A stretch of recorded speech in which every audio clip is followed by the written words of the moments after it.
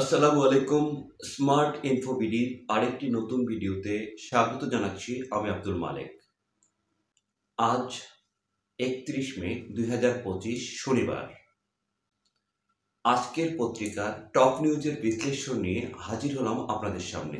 আজকে আলোচনা করব প্রথম আলো, ইত্তেফাক, নয়া দিগন্ত, প্রতিদিনের সংবাদ, দৈনিক সংগ্রাম, আমাদের সময়, যায় যায় দিন, দেশ রূপান্তর, কালবেলা, ইনকিলাব, ভোরের কাগজ, জনকণ্ঠ, বণিক বার্তা, মানব জমিন, যুগান্তর, কালের কণ্ঠ এবং বাংলাদেশ প্রতিদিন। তো চলুন শুরু করা যাক।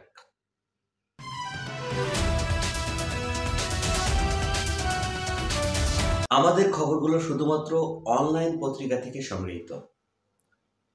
প্রথম আলো, গণ আদালতের রায়, পান্থকুঞ্জ সবার জন্য উন্মুক্ত, অবস্থান কর্মসূচি স্থগিত।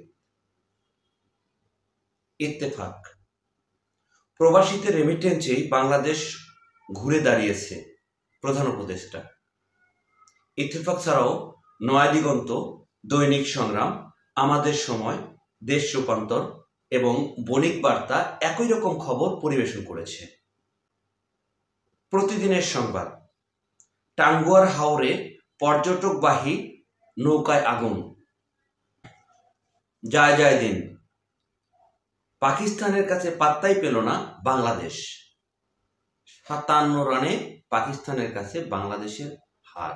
এটা হার বলবো না, এটা পরাজয় বলবো, বিশাল পরাজয়। কালবেলা, বাংলাদেশ জাপান অর্থনৈতিক অংশীদারিত্ব চুক্তি চলতি বছর।